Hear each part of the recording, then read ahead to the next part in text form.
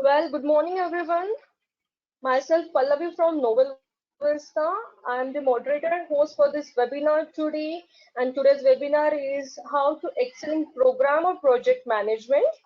I welcome to all participants who have joined us today for this webinar. I hope my voice is clear and audible enough. Yes, Pallavi, I can hear you So quite while clear. Great. So, people, if you feel any difficulty or if you find my voice is not audible, please message us by using this chat option, which is given on right-hand side. Or even later, if you feel you're not able to hear us, please inform us.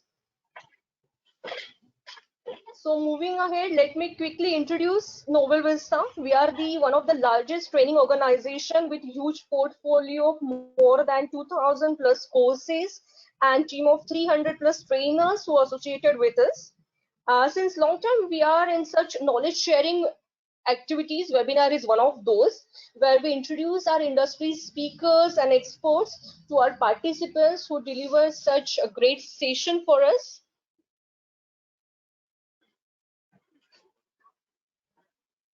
And to get the updates for all these webinars, all the next sessions, you can simply text on this WhatsApp number, so you will get all the notification required for the same. And considering the current situation, we would be extending our all the webinars for May and June months. You will be getting all the updates for all the next webinars, which will be going to happen in complete May months. And topics are quite good. Next webinars are going to be happen on very good topics such like today. And we hope to see you all as a participant for our future webinar as well.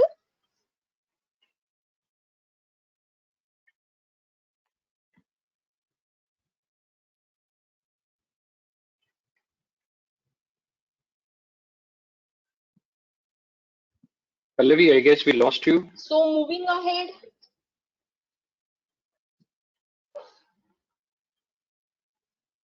yeah, Hirish, can you hear me? Yeah, there's a slight distortion in your voice, but now I think we can hear you. Yeah, am I audible enough?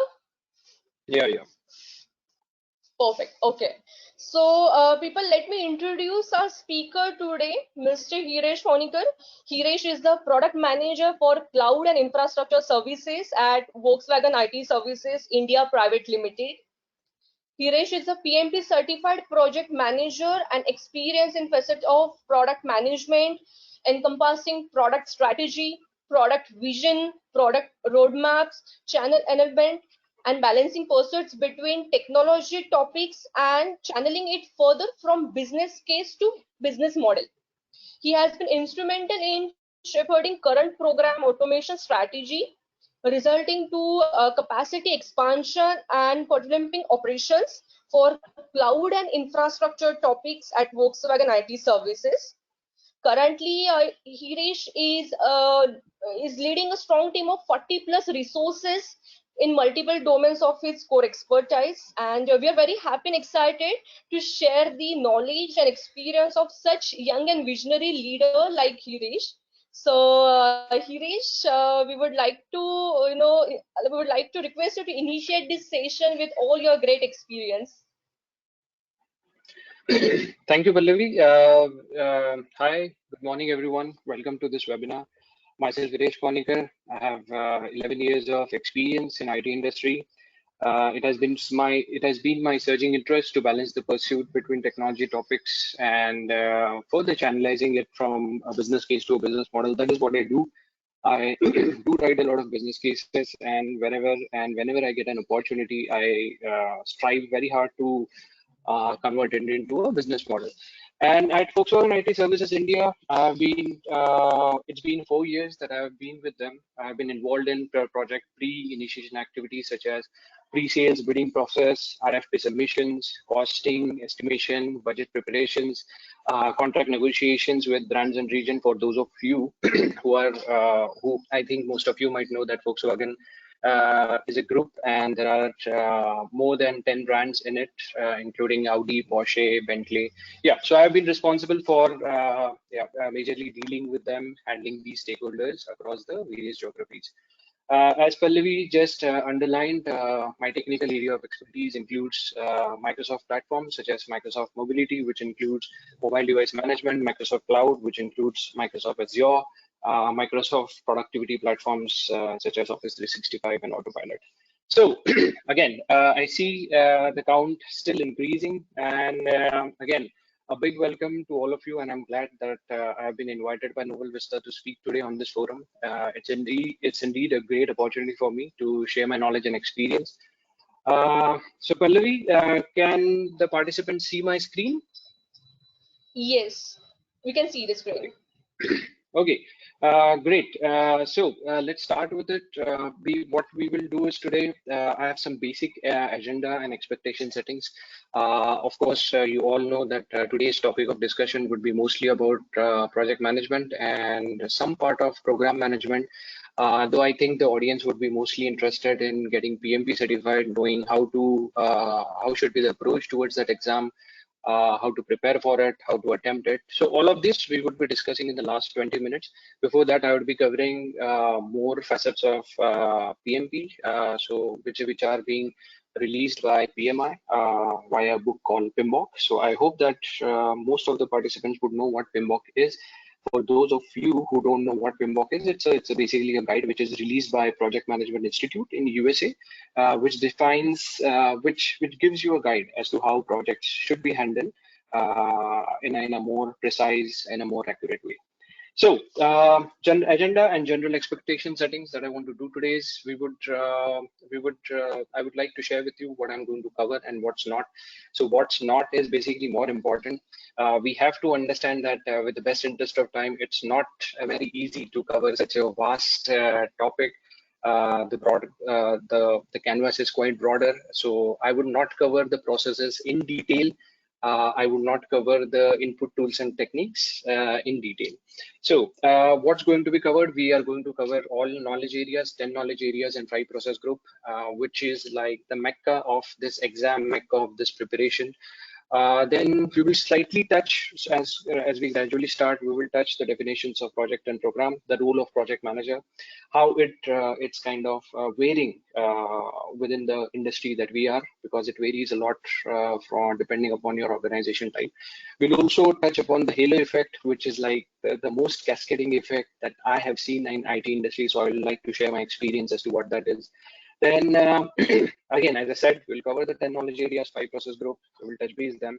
Then I will also share my experience of how should be your approach towards the PMP certification, when to take it, how to take it, how to deal with a lot of stakeholders including your office colleagues, your family, your senior stakeholders. So all of that has to be handled before you even think of attempting a PMP examination, because it requires sheer will, focus, determination in order to attempt this exam. It's not very easy, but however, I would like to say to all of you that it's not impossible, simple as that. Then at the last, I would like to open the Q&A sessions. If there are anything in the last minutes of this session, you should take the opportunity to use the chat button that you have on the link. And yeah, for the questions that would be shooted to me, I would try my best to answer them. In case if you want a more detailed discussion about some topic that I may not cover on this, you can anyways visit to me on my LinkedIn profile, get in touch from there, or connect with the humble Novel Vista guys. Yeah, so this was the general expectation before the start. So let's start it from the second point of the slide, which is definition of projects and programs. So I will not use any ITL definition. I will not use any PMP definition. So I'll keep as simple as possible, considering that some of you may have, some of you are from the category of a project lead who is kind of doing a lot of technical works and forcing himself to be a project manager someday. So definition of projects, it's a temporary endeavor which has been taken by an organization with specific goals and objectives, and that there is a specific timeline to it. Now, what is the difference between projects and programs? So when we talk about programs, so there might be multiple projects a project manager is handling. So what happens is in these multiple projects, you would want to find common synergies. that would boost the output and outcome of these projects. So that's why what a program manager does is he tries to take this project under one umbrella and maximizes the outcome and output. So that is the simple definition of a project. That is the simple definition of a program. Of course, the definition would be quite miry. Those are quite lengthy topics to discuss, but however, in the best interest of time, today we will just stick to these basic things. Now, the role of a project manager, it's a very important role. If we were to define the role of a project manager, he plays a leadership role within the project team. So first of all, this is very, very important for us to understand because this role is very critical role in the organization. Many project role managers become involved in project from initiation through closing. So, and in some organization, the project managers would also be involved in evaluation of a business case, helping the business analyst to frame out the business case via his technical understandings. And but all of these things mainly depend upon what type of organization are you in. So how does a type of organization influence the role of a project manager? We have to understand there are a lot of types of organizations that are floating in IT industry or for that matter in any kind of industry. So type of organization ranges from weak matrix, balanced matrix, strong matrix, projectized organization. But to simplify it and to keep it very simple for all of us, let's take just two examples. We will club all the matrix organization as one pillar and the other set of organization as projectized. In matrix organization, what happens is that the project manager may not have that kind of authority on power on the projects or the resources that he is handling. However, in the projectized organization, the project manager has formal authority and power to allocate physical and human resources to the project. And he is the one who is completely responsible for whatever outcome and output that he produces out of it. So today, my mostly discussion would happen taking into consideration that uh, uh, we are discussing projectized organization as a base, and from there onwards you would understand how to implement these 10 knowledge areas and the 5 process groups in the projects that are taken up in the projectized organization. Okay, so we discussed about two things: role of a project manager and varying degree. That is where we discussed about organization types. Now, halo effect, right? What is this effect? So this again is a big theory. So I'm not going to do a lot of theoretical touching on halo effect. But what we have to understand is that at least from speaking from my experience, and when I speak from my experience, I don't want to sound disregarding to any organization, any setup, or any institution. All the institutions are great, all the organizations are great, they are well set up on basis of one thing, is to meet the business objective, right? So with no disregards to any organization, I have the way I've seen my industry is what I'm going to speak today. So what is the halo effect? So what happens is at the inception of our IT career, and I'm going to specifically take an example of IT industry because I feel much relevance when I speak about those. So when I started my career, we all started as somewhere being a techie, being a nerdy guy who was responsible for creating the deliverables in project. And we kind of performed really well. Then we took some years, 3 to 5 years of experience to reach to a level of a project lead. Then we kind of continued to be a project lead from 5 years to 8 years or 9 years, right? And then at 9 years, when we were kind of accomplished project lead, we won the confidence of our senior stakeholders or our senior management, and then they decided to put us up in the project manager role. Now you have to understand that what is happening now. You are good at technicals, right? And now you are being taken up now you are being promoted to a project manager. So this transition was done solely on the basis of how you have performed on the technical side. But is it the only thing that you require for to be a project manager? No, because the game is completely changing.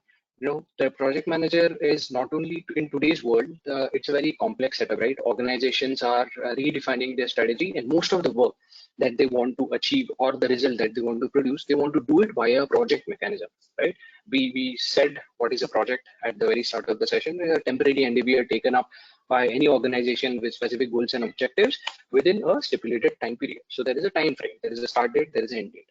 So this is the halo effect which is coming. So depending upon, so on basis of a technical competency of a person, we are being promoted to a project manager role. And the classic story then starts. There are a lot of unknown, uncharted territories where this person witnesses for the first time, because now he is suddenly expected to play a leadership role. Leadership being a broader canvas. I mean, we have not been kind of quite exposed to leadership aspects in our school, college days, or not even in the IT industry when we started, right? So who is going to give this leadership knowledge to this project manager? Then again, as a project manager, as I've said, that this guy would be this person would be also involved in dealing with business topics. So he has to get in touch with the business analyst or the person who is handling the business side. He has to also get in touch with the pre-sales guy, make them understand as to what are the how he is going to fulfill the terms and conditions of a contract, or for that matter, any discussion that the business community wants to have with project manager. Because at the end of the day, everything is going to be dependent upon the technical expertise of a person. Even if you want to bridge Khalifa, though it's a project, but the person who is kind of executing that complete work is going to be a project manager, right? So this is where essentially I felt when I was kind of transited from project lead to a project manager role. This is where I felt that there should be something which I am referencing in order to understand the other two aspects, which is kind of leadership and business and strategic. So let's see. I am moving my slide to the next one. I hope, Vallavi, you can see the PMI talent triangle slide. Okay, I assume that you are able to see it. So if you see on the left hand side is the technical project management block, which we all are good at. So technical project management is basically the skills, ability, the expertise, your knowledge, your behavior with respect to a particular domain. I'll not touch on the attributes because we all are kind of good to it. I see 708 participants now. So I think we all know what technical competencies are, and we are good at it. This is what would be my basic assumption when I move forward. Now, what are these leadership aspects, right? So whenever we talk about leadership aspects, so leadership is a very broader canvas, as I said to you in the starting. So leadership skills could be ranging from your negotiation skills within the team, outside the team, upwards your organization, downwards your organization, within the peers, your communication skills, again to in the all directions, your problem solving skills, your critical thinking skills, and at the end of the day, your interpersonal skills in order to handle team and all the various stakeholders that are into that are under your umbrella, right? In the project management scope. So we have to understand that a common denominator to leadership is people, right? Though people can be counted, I believe they are not numbers, and we should never treat them like that. And I have always been a fan of that. Labels, we should not put labels to people, because labels are good for cans and not for people. So so what are the core competencies? Understand that a tech lead who was kind of an individual contributor now has been suddenly exposed to such a miry domain, right? Leadership, where he has to build trust, where he has to satisfy concern, where he has to seek consensus, where he has to kind of balancing the competing goals and the opposing goals, competing goals in terms of contract, opposing goals in terms of the resistance that he faces from the team member. Of course, we cannot put our backs on such kind of aspects, because those are very practical things which a project manager is going to face. So all of this requires a lot of training. We have to understand what is the leadership style. We have to understand how to handle the leadership aspects, and how is leadership different from management as well. Most of the time what I've seen is and in order to make you understand a bit more in detail, I'll move to my next slide. I hope, and I'm assuming that everyone is able to see my slide. So if you see if you see both leadership and management, so both of them have a single and a sole purpose to get the work done, right? But the approach is quite different. And for both of them, there are various styles. So leadership is more towards influencing, motivating people. So now a project manager role is also saddled with the task of influencing and motivating. Previously, he was doing just the technical stuff. Now, how he influences, how he motivates is a completely different subject which he has to learn quite quickly. Because you are a project manager, you have at least 6 or 7 people, or for that matter 10 people at least, where you are kind of getting the work done. So what happens in is that he tries to get the management aspects, like directing the work, getting it done, and forgets about the people oriented aspects. So I will not go in much details about leadership comparison versus management, but I just wanted to touch base that it's very essential that we understand this, because if you look at the last line, last row in my slide, power is wielded by charisma and influence, whereas in management, you wield power via formal authority and position. So introspect it, come to contemplate it. Today, I'm not going to teach you leadership or management aspects. These are something to be self-discovered. So, and I believe that these slides would be you. So slides would be provided to you in case if you ask for. So yeah, take this slide, take a little time to contemplate that what is also expected out of you. Again, we discussed the technical project stuff. We discussed we touch based upon the leadership aspects. Now let's focus upon strategy and business management. Now I've seen various questions coming to me when I am leading, when I'm performing a project management role. So the questions that are coming to me are, what should I do about business? Why should I even care about how the business is running? I have been given definitive scope. I have been given a definitive schedule by my higher ups. So why should I think about strategy and business management? But see, it all depends upon your perspective, your goals and objective. If your goal and objective is to just to remain the project manager of 6 or 7 people, then you may continue with your technical skills and some kind of leadership skills. But if you have to climb higher up the ladder, then this segment is the most important, because this is where you are going to kind of open the doors for yourself in order to climb the ladder in terms of strategic and business management. So let's understand what is strategy, and then we will again you know break it. So first breaker would be what is strategy, second breaker would be business, and then we will see what is the combined definition of strategic and business management.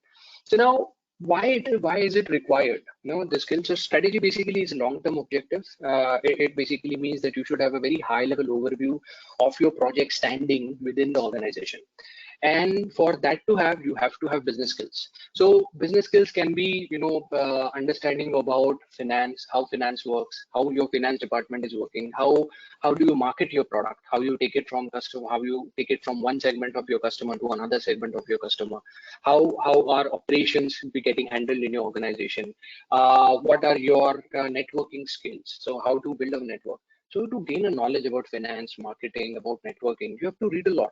Nobody is going to teach you. Of course, I really value and respect the organizations who are spending a lot of money in order to train their people on these segments. But it's essentially very much needed, because as a project manager, you are also required to explain to others that what are the essential business aspect of your project, right? You are also required to explain it to the project sponsor, the subject matter expert, and your team as well, that what is your project delivery strategy. Again, you have to also explain to the same set of people that, or even the business colleagues, that how are you going to strategize your project in such a way that it maximizes the business value of the project. Having said these three things, I think now you might understand the depth as to why this is required. So this is a PMI talent triangle, which when I started to read PMBOK 5, I stumbled upon it, and I thought that, oh, I just don't have to focus on the one-third part, but there are some other parts of the core skills and competencies which I have to develop within myself. And through this journey, I think it gave me a direction to read a lot in terms of leadership, in terms of strategy and business management. And it helped me to evolve as a better individual, to deal with a lot of uncertain stakeholders. So whenever you are doing these business pitches, whenever you are doing pre-sales pitches, so you're out of your comfort zone. The people that you face, the people that you deal with, those are unknown to you. And walking an unknown territory is very difficult. And for that to do, you have to have those core skills, competency, and you have to be really prepared to deal with such kind of situation. So I hope that I have kind of generated enough enthusiasm for you to explore these topics. Again, these are self-discovery topics. Nobody is going to hold your hand and take you and make you walk to leadership aspects and strategic and business management aspect. So I'll for the fellow managers who are already on this call, I would request that yes, uh, our industry has been quite focused to judge a project manager by his skills to deliver a technical project. Of course, that would still be there, but please understand that that's only one-third of the game that you play. The other parts are also very important in order for you to be a successful project manager, because that is how you are going to start your journey from projects to program and from program to portfolio. Now, having said that, I will close this chapter, which is kind of PMI talent triangle. Do read it. Go buy a PMBOK if you require it. These are very detailed styles of leadership and whatnot. And even on strategic and business management, there are a lot many what I would say subjects which I cannot cover with respect to time. So go ahead and read it out, I would say. And I would like to now move forward to our topics, which covers the 10 knowledge areas and yeah, 10 knowledge areas and 5 process group. But before doing that, there is one thing which I want all of us to relate to. So there are around 714 participants. Again, welcome if you have been late. So the next slide is, so this business and strategic slide is very important to you. I think we all can correlate as the projects that we are into. So some of you might be in core projects, some of you might be in adjacent projects, some of you might be handling disruptive projects. So now with respect to the PMI talent triangle, which I've discussed in the last slide, you can gain an inference as to where you are standing. And basis of that, if you are in core projects, so the next steps that you have to do is what should be your attitude. So if you see on the, excuse me, if you see on the third row of the table, you see the attitude, right? What should be the attitude of the team and the project manager? So if you are a project manager who has a team and team in the core aspects of a project, then your attitude should change from conservative to inquisitive if you want to make that leap from core to adjacent. So this is where I'm giving you a pointer as to how you can multiply your scope, how you can multiply your projects, and be the one who kind of levels up from project to program and then from program to portfolio. So again, a lot of these tables, there is a lot of information you can contemplate, you can introspect when you get the slides with you. Nevertheless, I would like to quickly now move to our next topics. Don't get squandered by the content which I'm presenting as of now. So essentially, we are moving now from core competencies of a project manager to the 10 knowledge area and 5 process groups, which are very important if you are planning or aiming for the PMP exam. So starting with it. So the first thing we have to understand on the left-hand side, if you see integration management, scope management, schedule management, these are knowledge areas. And like these on the slides below, there are areas which refer to cost, which refer to resource management, which refers to stakeholders. So like these, there are 10. On the above, on the top, you see areas, process groups, which states what is in which process group are you with respect to that particular knowledge area. So in initiating, if you see develop project charter, so that's an initiating phase. Then the second phase is like the planning phase. Third phase is executing. Fourth being monitoring and control, and last being closing. So we'll now essentially start to touch base upon all the 49 processes that are there in this. These are core and essential things which you should remember if you are wanting to attempt a PMP examination. These are the basics. Okay, the 49 that we are going to cover on this call are the basics, and each of the process that you see, if you count it down, there would be 49, but each of the process that you see has input, tool, and technique, which is kind of embedded into it. So input, tool, and techniques are basically nightmares for the people who are preparing for PMP examination, because if these are 49, those are 660 plus.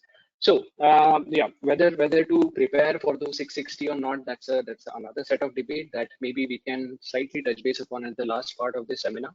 But to start with, what is a project charter? So would be project charter is the first thing. So project charter is basically so in PMBOK or as for PMI, it's a name which is being given to a contract which is shared between a service receiver and service provider. So at your organization, you may call it something different, but yeah, the attributes are the same. So essentially, a project charter would be an agreement which your service which is being established between a service receiver and service provider. The essential aspects of project charter would be high-level scope that you define, the high-level requirement which your business analyst kind of chalks it out. What are the project exclusions? What are the key deliverables? What are your KPIs? So all of this constitute of a project charter. This is the first thing that any project would have at its first place. Then in the integration management row, you see, create your project management plan, direct project work. So by reading out, you can understand like perform integrated change control. So that's a change management process. So I'll not get into details of integration management, because by reading you can understand what is in them and what they constitute. But from here onwards, from scope management into the last process, I'll quickly give you a lot of glimpse as to what they encompass and how it helps. So now, first thing that you have done as a project manager, we have to create a hypothetical scenario in our mind that now we are going to set up a new project. First, what you have done is you have established a contract between the service receiver and service provider. Imagine yourself as a project manager doing this. The second thing that you have to do is that you have to define the scope. Of course, your high level scope is already written in the project charter. So now what you have to do is we always have heard many memes where we say that, okay, the client requirement is something and the project manager and the project team is struggling with something, right? The expectations of customer are something and the project team is doing something. So we have shared these memes in the IT industry and we all have seen it. So basically, why those memes are coming? Because in the high level project scope, there are many things which are kind of agreed with the customer. But what happens is that I'm not saying that agreement is wrong. That agreement is right. But the scope management process teaches you to define a granular scope or the complete work that the team is going to do. Now, how you do it? Now, this plan scope management. So wherever you see plan as a prefix, you have to understand that with that process, you will get a project scope, you will get a management plan. So in scope management, there is for the first process is plan scope management. In schedule management, the first process is plan schedule management. So the output of plan scope management would be scope management plan. The output of schedule management plan would be schedule management plan. Okay. So in scope management plan, what do you get? So when you discuss the complete scope with your team, you have to do a lot of brainstorming. You have to do a lot of focus group discussion in order to understand that what are the requirements of all stakeholders, right? So stakeholders can be your business stakeholders. Stakeholders can be your project teams. So I'll show you one ITTO. I have to, I think, jump to the next slide in order to make you aware as to what that ITTO means. So I hope that you are able to now see these ITTOs. Hold on a second. Yeah. So in this case, so how do you define your scope? You collect requirements, right? If you want to understand what is the last level of work that I would be doing, so basically you have to talk with a lot of people. And in order to start that, what would be your inputs? So your inputs in the input section, you see project charter, right? So project charter has high level summary, high level scope, high level risk, the summary milestone. So that would give an overall picture of your project. Then if you go on the third point, you see a lot of business documents. So what were the assumptions made while they kind of forged a contract between the service receiver and the service provider? Who are the stakeholders? What was the business case? What are the internal agreements that they have been done? Once a project manager has this inputs, now he's kind of quite equipped to start applying tools and techniques in order to create an output. Understanding? So what are tools and techniques essential? So what role do they play? So we have to understand that these tools and techniques are the methods that you can apply for any process in order to enable the output. So if you see, in order to talk to people, what are you going to do? You are going to brainstorm. You are going to interview a lot of stakeholders. You are going to have questionnaires and survey with all the stakeholders. You are going to do decision making as to what should be the final scope. What is the last level of work that you would be doing? You have to do all. You have to maybe put a logical relation to all the bunch of work that you have kind of accumulated. So you would do a lot of mind mapping. You would do a lot of affinity diagrams. So from 1 to 8, there are a lot of tools and techniques which you can apply, and out of this then you get an output. So what are these outputs? So now while collecting the requirements, now the outputs are requirement documentation and requirement traceability matrix. So what basically is a requirement documentation? As a project manager, you have to understand the importance of requirement documentation, because that is the overall project work that you are going to deliver to your customer. Business requirement documentation also encompasses what are your business requirement, what are your stakeholder requirement, what are your functional requirements, what are your non-functional requirement, what is your transition readiness, what are your quality requirements. So all of that would be constituted to requirement documentation. Now I'll now go to a less theoretical way. So when I started doing my projects, so I just knew this terminology that there is a scope of work. I never knew, or nobody told me what should be a part of scope of work, what should be a part of requirement documentation. This is where PMBOK comes to your rescue, and it tells you that, okay, these are the 6 things which are very much required in your project documentation. Sorry, requirement documentation. These are the very things which you require, which you may see in your requirement traceability matrix. Of course, so requirement traceability matrix is basically the grid that links the product requirements from their origin to the deliverables that satisfy them. But anyways, we should not go into requirement traceability matrix. So what we are seeing is that we to define a scope management plan, we collected requirements, we define the scope. When we define scope, the output can be your scope description, your project deliverables, your acceptance criteria, and your project exclusion. Now, now see this vocabulary. I've built this vocabulary by reading PMBOK 6 or 7 times. And this is the same thing that would be helpful to you while you deal with a lot of team members, while you deal with a lot of customers. Because when you speak this language, they know exactly what do you want. If you don't know exactly what you want for yourself, how would they know? Right? So these should be on tip of tongue of every project manager who is kind of leading and directing a project, right? Okay, so I hope that I have given you a little glimpse. We will not discuss any further ITTOs like these. You can so like the one ITTO that you see for the collect requirement process, like these. There is an ITTO framework for every single process. So all the 49 processes would have ITTOs, which tells you how to do your work and what output to expect. Okay, so getting back, so I have to jump. Getting back to our slides, I think we have slightly touched base upon what is I mean what is the scope management knowledge area. So scope management is so we in point number 1, 2, 3, 4. We kind of collected requirement, we defined scope, we created the work breakdown structure. Then in the monitoring and control phase, now once you have defined, you have to even validate it, right? And you have to again control the scope. Validating is basically the process of where you keep the scope baseline ready in your hand.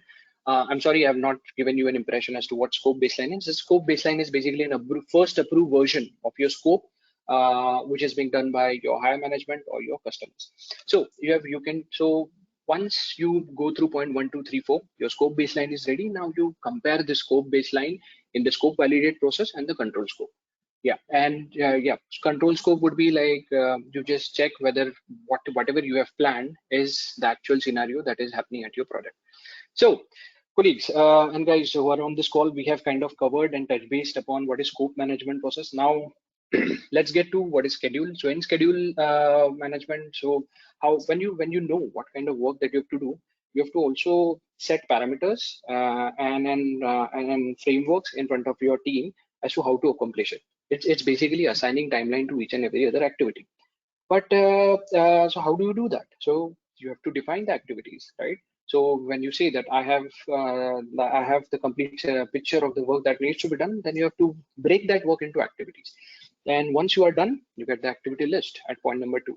Then what to do with that activity list? You put a sequence. Now, how to put a sequence? In most of the projects that I've seen, I mean, while I was working as a technical lead or even lower grade to that, I've seen a lot of activities where, okay, you do this, you do this, you do this, and this is the particular sequence. Now, maybe it works in a small project because the nature of project is quite limited to its boundaries. But when you are handling a program, it becomes very difficult. You need to have a particular sequence attached to activities. Now, how to derive this sequence? How to get sequence in place? So again, so the PMBOK would there are a lot of tools and techniques such as precedence diagramming method, lead and lag indicators, which will help you to define a proper logical sequence, a sequence which you can explain it to any stakeholder as to how you have derived. Now, again, once you have the sequence, again, you need to calculate the duration which this activity requires. Now, while calculating durations, before even touching the PMBOK in my career, I never knew how to estimate things. I thought estimation is just taking some work packages, aggregating them to a particular number, and then you do a final summation of it. But that is not the very standard way. In estimate activity duration, you would be exposed to some techniques and tools which I would like to present is like analogous estimation, parametric estimation, 3-point estimation, bottom-up estimation. I know some of you might be hearing this for the first time, but this is how it needs to be done. This is how it can be done. Of course, there are many ways in which you can do a particular work, but PM, PMI or PMP would allow you to give it a professional approach. The word professional is very important once you are aiming for PMP. You understand that if you are a PMP certified professional, then you are doing all of these things in a very professional way. I'm not saying that a project would not run if you're not a PMP certified. Of course, a project is also running a restaurant. People are good at running restaurants even though they are not PMP certified, right? But there is a professional way of doing things. Nobody is going to estimate the activity duration while you are running a restaurant. But when you run a project like a metro, building a metro, when you run a project like Burj Khalifa, then you have to estimate activity durations. And once you do point number 2, 3, 4, sorry, I have to say this point, but actually they are processes. So then you are kind of developing a schedule which gives a high level summary milestone plan, which you can present to the customer and be very rational as to how you have estimated it. Of course, when you deal with project stakeholders in multiple geographies, they would want to know what is the methodology that you have kind of taken into consideration while you are presenting some plan to it, some estimates to them. They want to know the how question, that they want to delve deep into the how question. So I think when you apply all of these tools and techniques, you have a very accurate and a precise outlook as to how you can do that. So again, one thing which I wanted to again discuss is I think, yeah, I hope that this slide is kind of visible to it. We spoke about activity duration. We spoke about that there are analogous estimation techniques, parametric testing, estimation techniques, and there is one which is kind of 3-point estimation. So I always have this picture where whenever I'm going in, whenever we make a business case or a business pitch, so the next question is, yeah, we need some estimations. So how are you going to estimate it, right? There is a standard methodology in every organization that, you sum this up and then, you are ready with your estimate. But what if the customer asks you to refine your estimates? What if the first level of estimate that you have presented it to him is not agreeable? Then how do you kind of crunch your numbers to an extent that both parties would be benefited from it? I mean, of course, we have to also understand that at some point in time, you are also kind of the bastion for your organization. You cannot be giving an estimate which is way too low than what you can even surface out, right? So in this case, what I do is I use these 3 parameters. You can use most likely estimates, you can use your optimistic estimates, and use your pessimistic estimates. Divide them by 3, and that is where you can give what I would say, the least or the best case scenario estimate to your customer, which says that anything below it would not be possible. I've tried to explain it in a very simple way. It's very complex. But when you read PMBOK, I think the most complex things would also fall out to be very easy once you understand the complete concept behind it. Okay, so now we have kind of completed the scope management part. We have touched based upon some schedule management part. Now let's go to some other aspects or the facets of these process areas and knowledge part. So one thing I think we are very much interested is in the cost management part. For some of us, sadly, to the point where we are handling projects, we might not necessarily know how to plan cost, estimate cost, because maybe we see that some of the business colleagues are doing that. But what if you are in charge, where you have to estimate the cost, where you have to determine budget, where you have to control cost, right? So basically, estimate cost is a process where you see approximation of monetary resources that are needed to complete your project work. Now, hear me out very clearly. I've used the word approximation of monetary resources. So you are estimating a cost, you're not determining a budget. So in determining a budget, then you aggregate this estimated cost in order to form a cost baseline. So this vocabulary I was not knowing before I started to read PMBOK. So you have to understand how to estimate cost, how to determine. So wherever there is this word coming estimate, you can blindly take it out that there are 3 or 4 methodologies in which you can estimate things, and those are quite kind of very standard. So analogous, bottom up, 3-point estimation that we just saw. So these 3 methodologies can be used in your cost management part, in your resource management part, in order to calculate your schedule activities part. So some of these are like common and very what I would say insightful if you kind of really delve deep into it to understand how they work. So in cost management, it is at the end of the project cost management tells you that you should estimate each and every other thing which would be required for your project to support the service and the result that you have planned for your customer. So as I told that there are various interesting concepts in cost management. We will touch base upon a very important thing which is there in cost management, which is earned value method.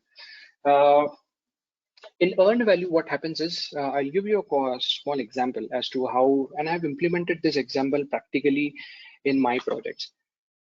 So I have to get this slide a little bit forward. Okay. Yeah. So I hope that you are able to see my screen now, and it shows you some graph on the right hand side as well. You on the lower bottom of right hand side, you can see what are project budget components, what is the total amount. So we'll quickly cover these things. If you see cost management, there is on the right hand side there is something budget, budgeted completion, estimated completion. So let's not focus on that, but the focus should be on actual cost, earned value, and planned value. So I'll simply give you an example in which you would be able to understand this concept. So what is earned value? Imagine a customer has asked you that let's take an example of construction industry.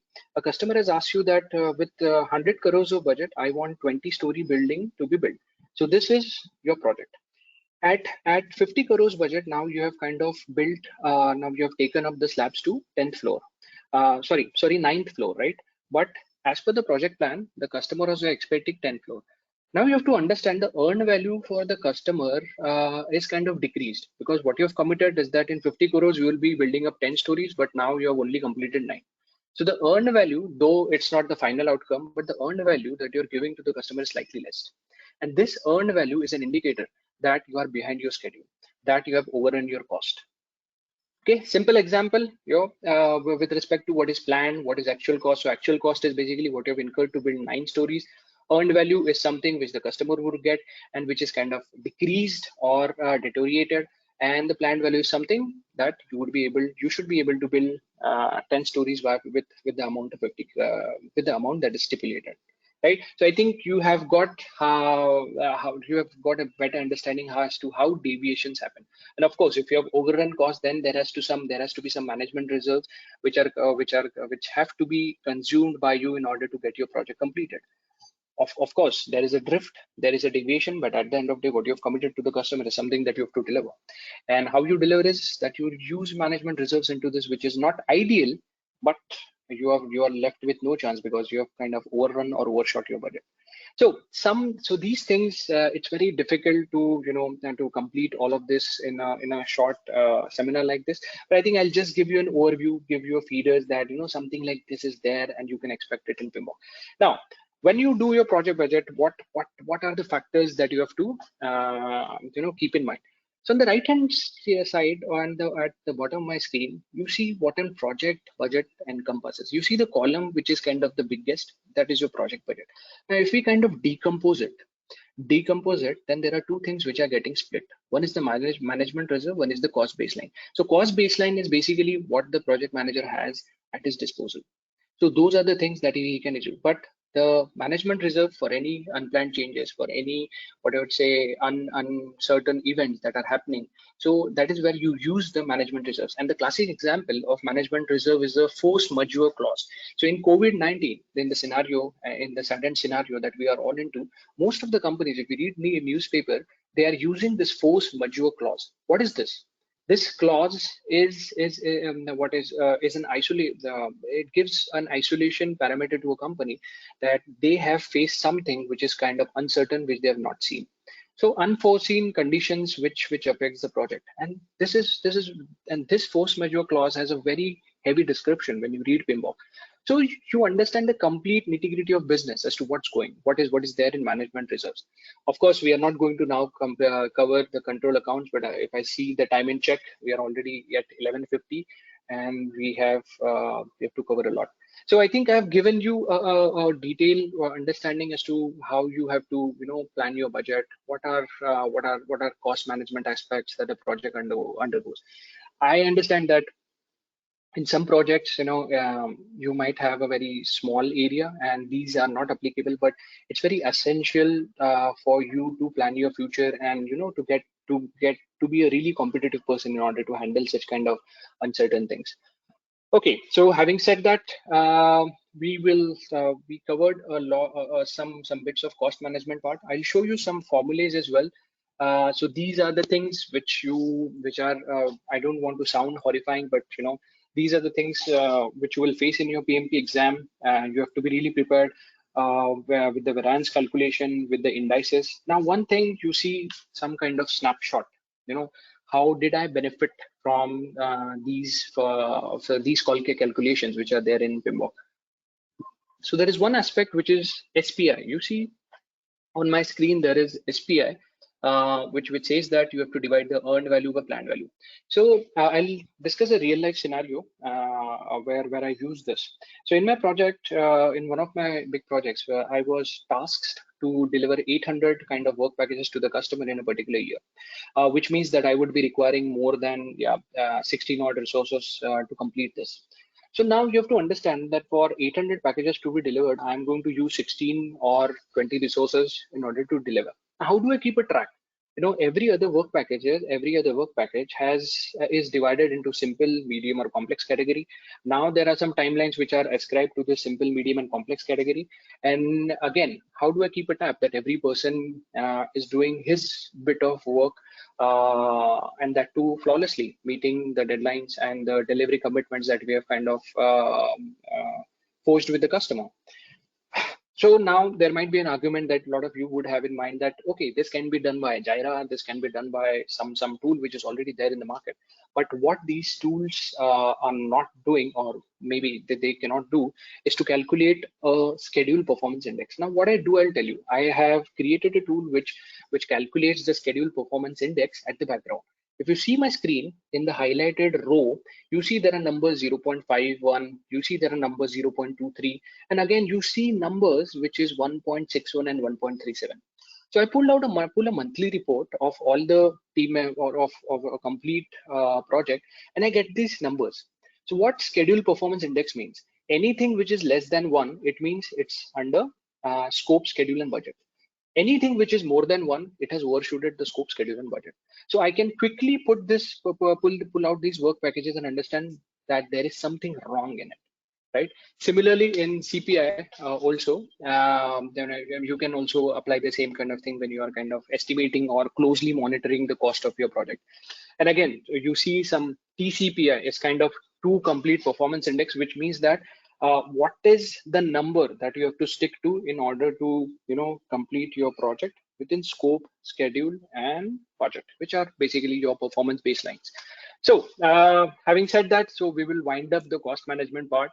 And I think I'll give you now very what I would say quick outlook as to what quality management aspects would bring you from the PMBOK guide.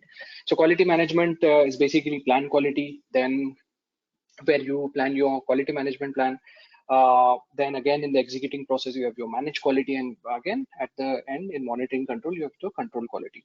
So manage quality is basically you understand that your cost of conformance, your cost of non-conformance. I think most of you might know it, that cost of conformance is a preventive cost. Then cost of non-conformance is an internal failure cost. So anyways, to understand, so what would manage quality bring out to you?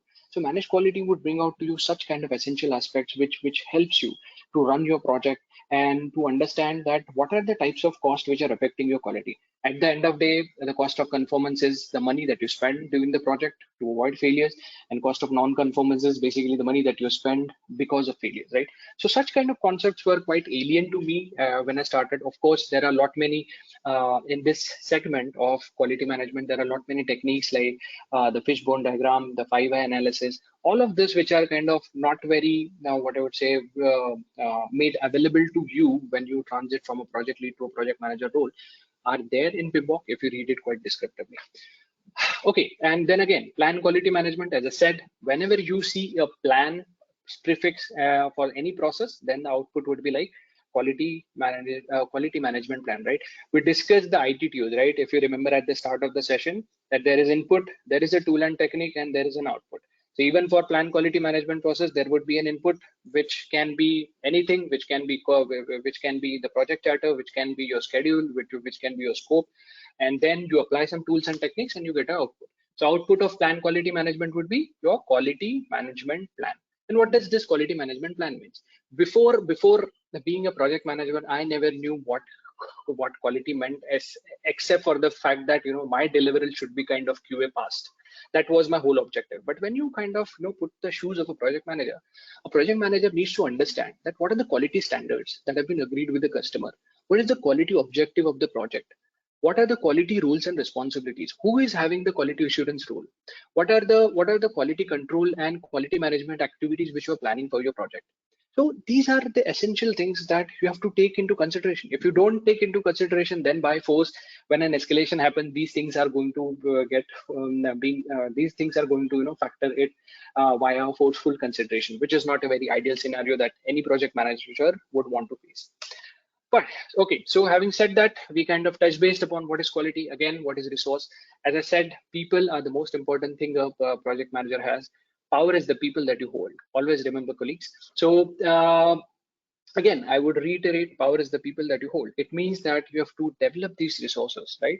So you have to manage your teams. So again, in resource management plan, sorry, in resource management, you would have a resource management plan which kind of details out what is the role of a person, what is the responsibility of a person. In resource management plan, you would touch upon the finer aspects of what is the RACI matrix, who should be consulted, who should be informed, who should be responsible. Then when you estimate activity resources, so estimation is basically what we have already discussed that in previous, which is kind of 3-point estimating and other aspects. In developed teams, when you read PMBOK, you will be able to understand that what should be your training calendar, what should be, how you should kind of have a reward and recognition plan in order to motivate people, in order to influence them to create better outputs. In team management aspect, you would be kind of exposed as to how do you solve conflicts, how do you negotiate with team members when they have kind of difference in opinion. So all of these are kind of essential techniques, and in also managed team, you would be able to understand a lot of theories which are kind of philosophical but very important for a project manager, like the theory X, theory Y, like Herzberg's motivational concepts. So all of these are not available in outside the PMP domain. Nobody's going to touch, nobody's going to make this available. So when you read this in all of these processes, it would be covered in a very clear, concise manner, and that you understand as to what is expected out of a project manager when it comes to resource management. Okay, so quickly moving forward, I have to keep a time check now.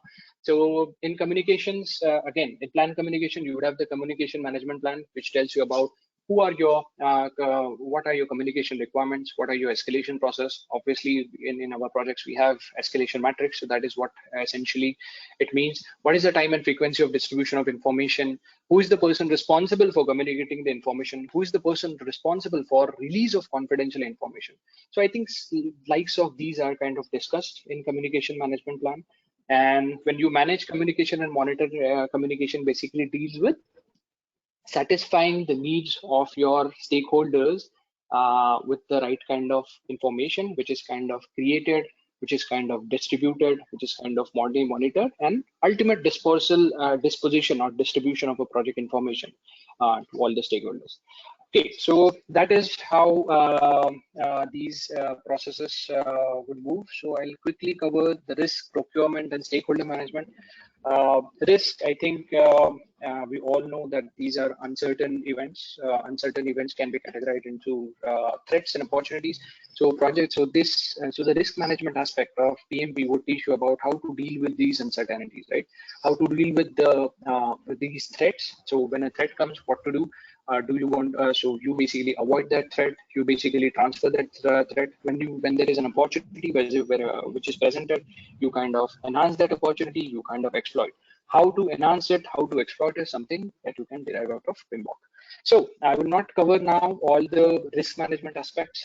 Again, moving quickly to procurement, which is like the last process I would do, because stakeholder management is kind of very easy and generic to understand. In procurement management, I can hear a lot of disturbance at the back end. So can someone mute, please? Yeah.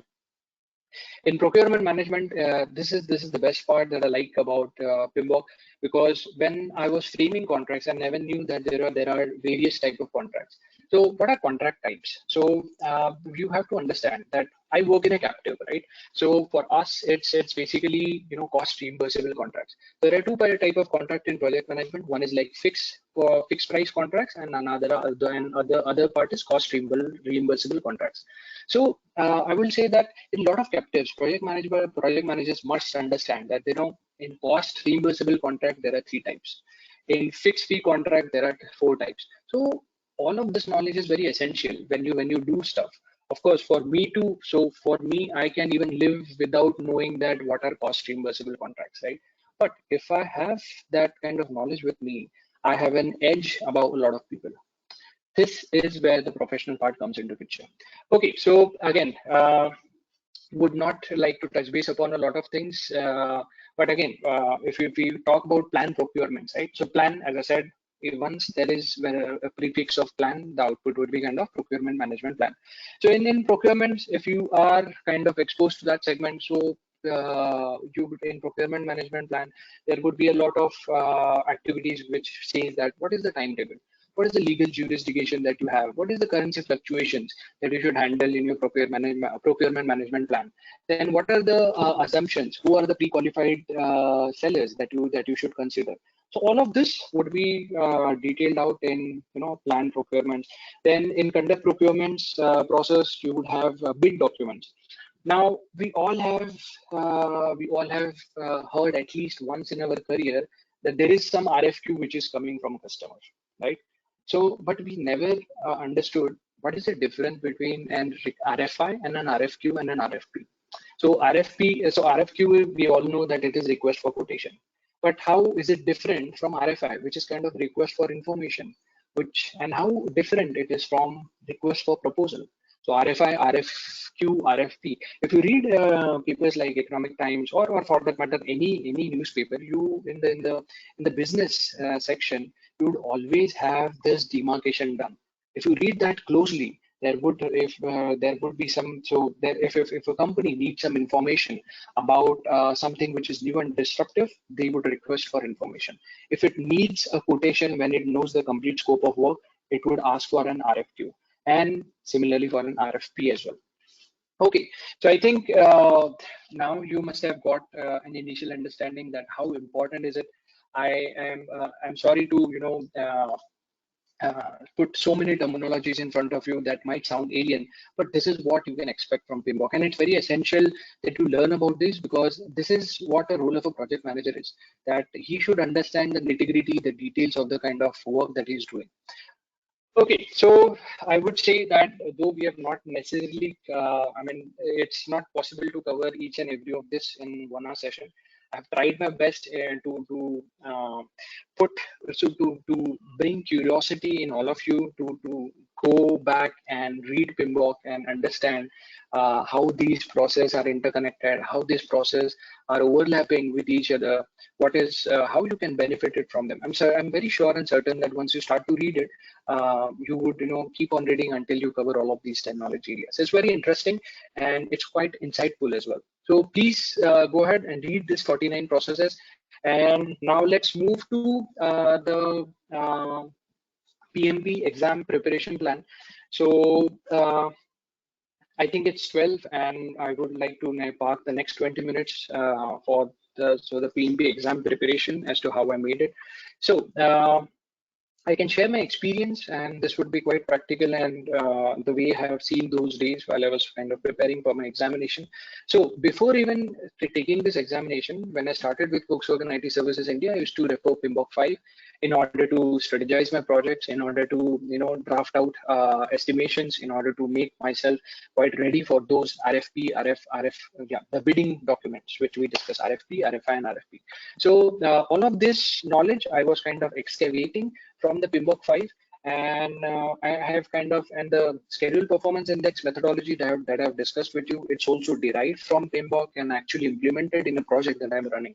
So I did this for around 1.5 years, so I was kind of well versed with PMBOK 5. But then there was a change which was bought by PMI, and they released PMBOK 6 version, where I felt that now it's time for me to go for certification. Uh, yeah, I took a 90 days window in a nutshell to prepare myself. In this 90 days window, what I committed to myself is that there are two essential factors which you should consider while you're attempting this PMP examination. So one essential factor is that PMBOK, right? So PMBOK is a guide, okay, but it is not exam oriented. So you have to kind of use a mixed strategy that you read PMBOK plus exam preparation guides as well. So exam preparation guide can be from head first, exam preparation guide can be from Rita Macule. And these are the exam preparation guides that you have to read thoroughly. I recommend that you read the exam preparation guide thoroughly for 2 times and PMBOK even 3 or 4 times. But this is something that I have adopted. Maybe your grasping power, I mean, everyone's grasping power is kind of very different. If it helps for you to just go ahead with two readings or two proofreadings, it's okay. It's not a problem. But the way I have divided is that I took first 30 days in order to ascribe 1 hour out, in order to take 1 hour out from my schedule. So this 1 hour, I used to do it in evening hours. So I started to read the PMBOK 6 edition, and I completed one proofread of PMBOK 6 plus one proofreading of exam preparation guide. And once I completed 30 days, I was quite certain that I'm kind of very willing to give an attempt to this exam. So I used so after 30 days, I kind of filed my PMI application.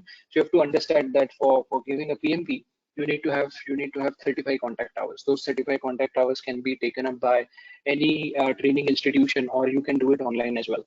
So once you have these 35 contact hours, then you are kind of okay to file your application with PMI. Please understand, this is not the exam where you kind of pay a direct fee and take the exam paper or attempt an examination. You have to file an application where you have to write your experience in terms of project management, which kind of varies from initiating process group, then the planning process group, then the executing process group, monitoring and controlling process group, and closing process group. So these are the 5 process groups which we discussed today. So you have to kind of, with the experience that you have in project management, you have to kind of segregate it, submit your application. Once your application is kind of reviewed and kind of accepted, then you are allowed to pay the fee, and after paying the fee you can take up the examination. However, I would like to caution you that do not write what you have not done, because if your application is picked up for scrutiny, every other detail would be kind of every other detail that you have mentioned would be questionable. So if you have been honest and transparent, you don't have to fear anything about. But do not go to the other side of story where you kind of interpret misinformation or provide misinformation that can fire back at you. So on day 31, I kind of paid my examination fee, which is kind of close to $400.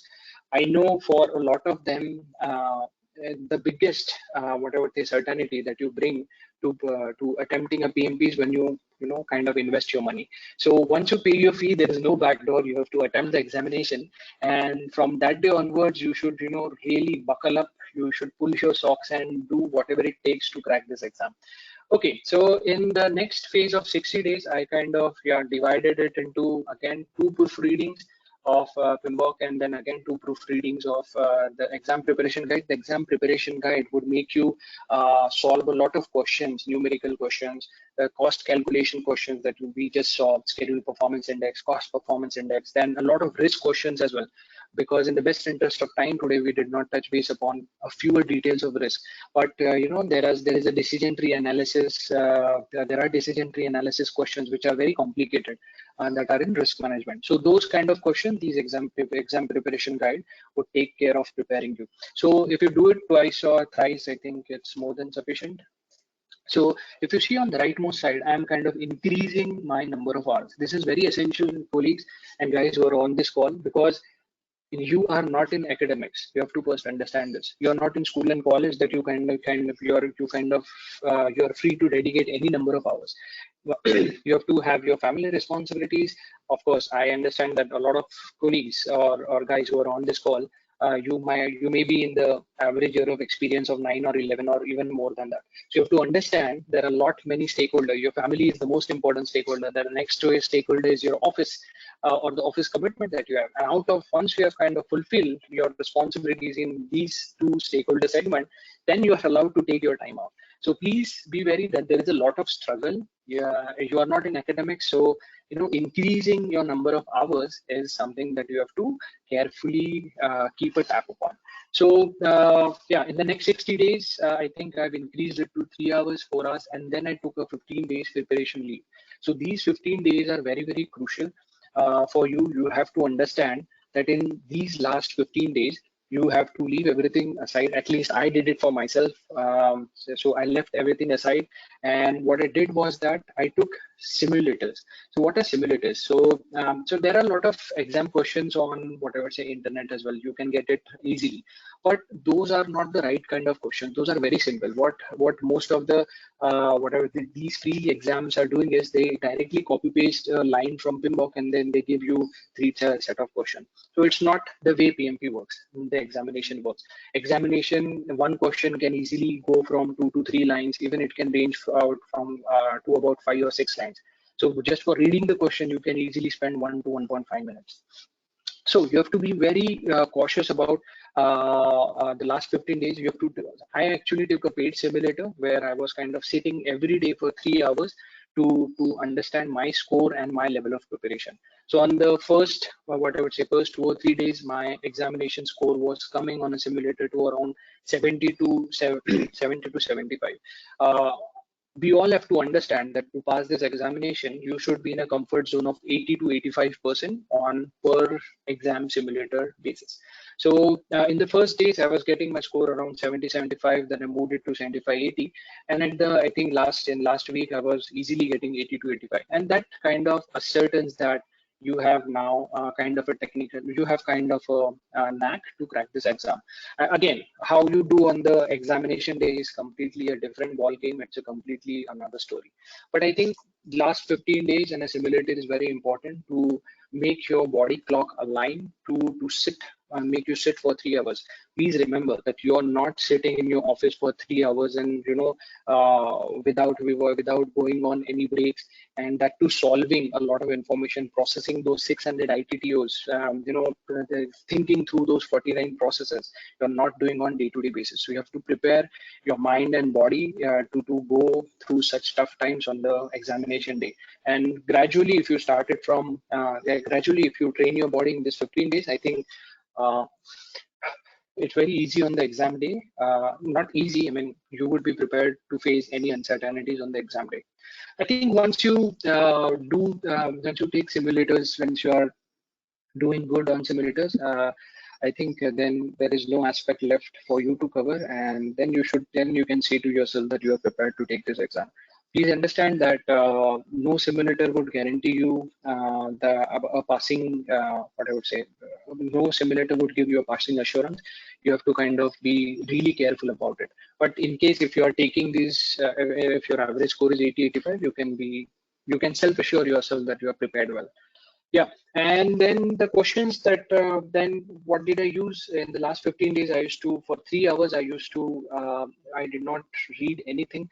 So I adopted a mind mapping technique. So mind mapping is basically creating memory buckets of all the processes where you kind of recall these processes on a frequent basis. So go on internet, learn about the mind mapping techniques. You would understand as to what it means. Yeah, the basic question that a lot of people ask is whether to mug up these 600 ITTOs. See, mugging up the 600 ITTOs, it's an impossible task.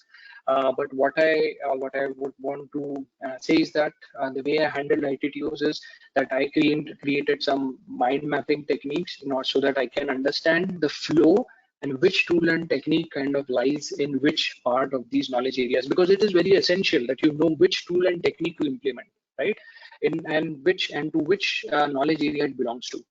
Then wave of questions, you should understand that PMP would test you in those 3 hours, and that is for sure. So maybe in the first 30 minutes, you get a simple wave of questions where you are kind of boosted with moral, where your enthusiasm is quite high that yes, I'm able to do it. But you would be hit by a different wave of question in the next 30 minutes as well. So that would, really test your capabilities. That is where those 15 days of simulator experience would count, and that would prepare you to keep your calm, because these questions are really tough. They can be of they can be of the length that you easily require 2 or 3 minutes to even read it. Forget about processing that question and figuring out one answer out of those four probable answers. So these way of questions is also very important. Do a YouTube. On YouTube there are a lot of speakers who have kind of shared their experience as to how these tough questions are. So you might get some meaningful insights from there. Numerical questions, yeah, those are like cash crops. So do not avoid those numerical questions, though it is very difficult for you to train yourself about how to handle this numerical questions. But these exam preparation guides are kind of well versed for you to train yourself to handle these questions. Yeah. Then coming to the very last section, how to avoid innuendos while preparing for PMP examination. So I know, while I was preparing for exam, many people said, is it really required? Is it really worth to put your time and effort into preparing for PMP?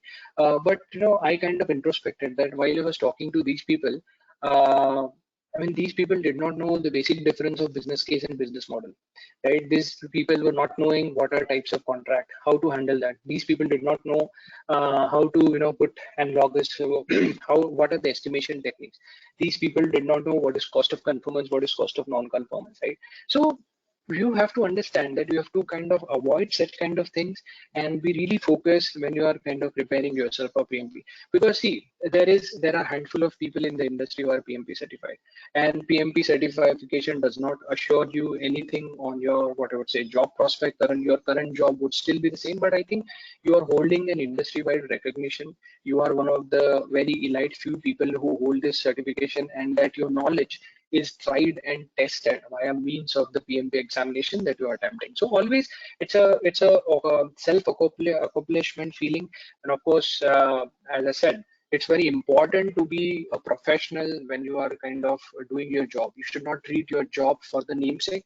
It's very essential for you to be a professional in the industry which you are into. And this examination or this preparation would give you an edge over in terms of your command on these aspects in these 10 knowledge areas, where it would be quickly easy for you to pick them up and start firing questions to maybe stakeholders, maybe your team, or maybe give them an explanation as to why you're doing this, and to give them an explanation about the rationale in preparing your cost estimates, you're determining your budget, you're creating your procurement plan.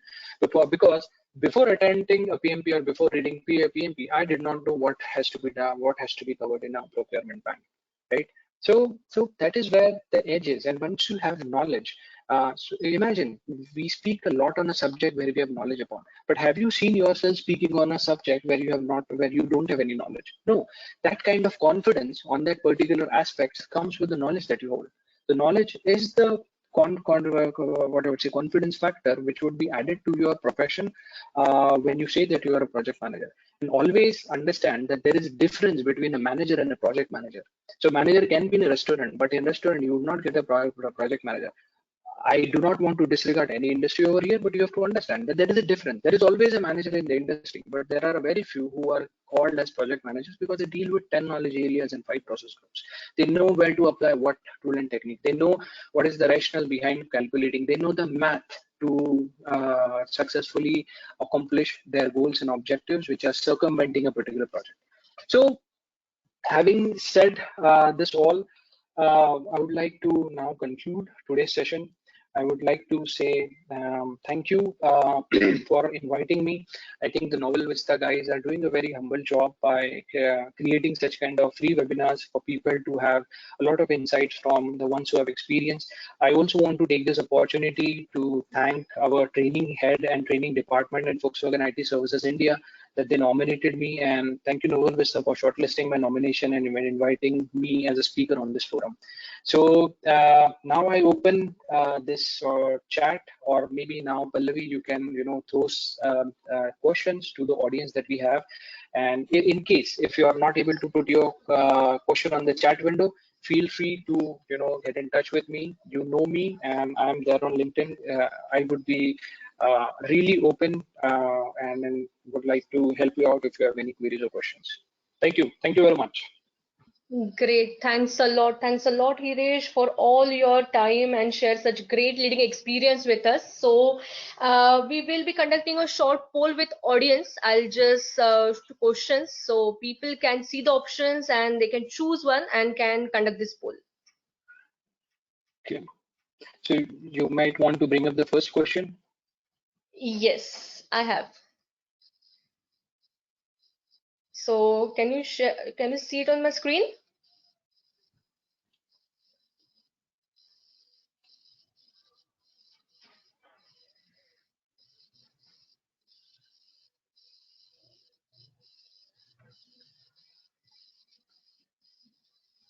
Yeah, I think people are able to see on the screen. Yes.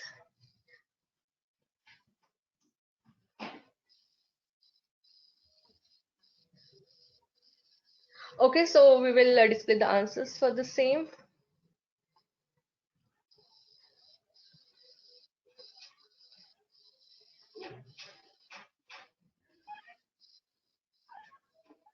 So do you want to say anything about this question and answer, Hitesh? Yeah, we discussed about the PM and talent triangle, and product engineering is not something which is covered in that triangle. So I think most of the participants have voted it correct. Great. Okay, so moving ahead to the next question.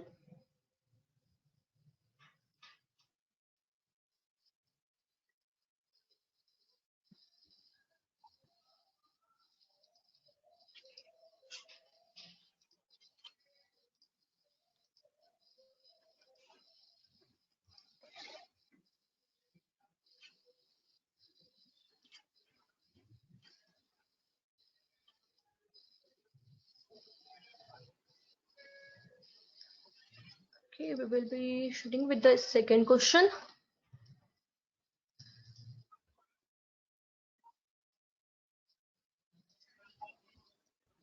So the second question would be, which is the following process is not part of cost management knowledge area?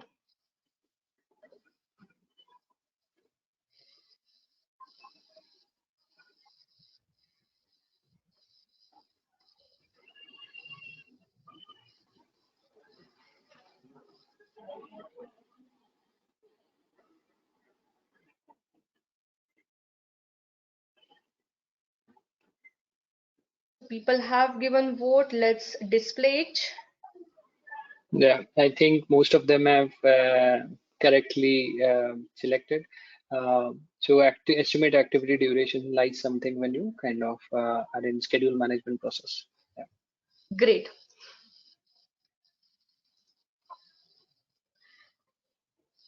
And for the second question, there was a not mentioned, right? So what happens is when we kind of attend in the exam, we don't really focus on whether the not is mentioned or not, because I could see some 35 to 20% people selecting the first question. Thanks for sharing that note. Yeah, so we have given third question to audience and they are voting for the same.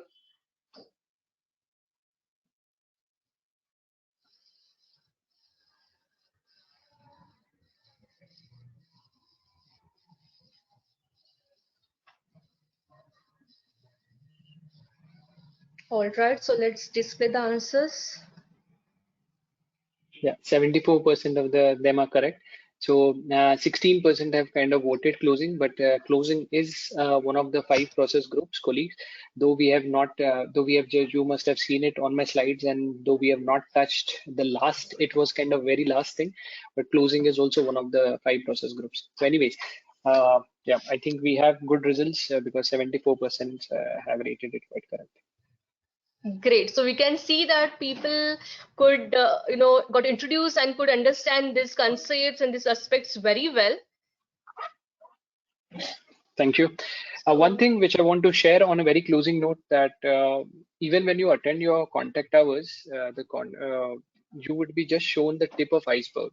The complete iceberg has to be self-explored by you. So my 1 hour session would not even cover the first tip of iceberg. Okay. So yeah, there is a lot of effort that you have to put, and I hope you well and best of luck if you're preparing or if you're already attempting an exam in the coming days. Thank you, Pallavi. thank you so much, Hirish, to deliver such great session with your experience. And I'm quite sure people could found this webinar very helpful with very relatable and very good examples that you introduce and given in this webinar. Thanks a lot to be part of this session and to be one of the youngest and visionary leader of our webinar. And I would like to thank all our participants who had joined us for this webinar. We are looking forward for your active participation for our rest webinars. And some people could not hear some of the part of webinar, so we would request them that they can drop us mail pallavi@novelvista.com to get the recording of this session, or else they can contact the learning and development team or HR team with whom we generally share all the recordings of this webinar.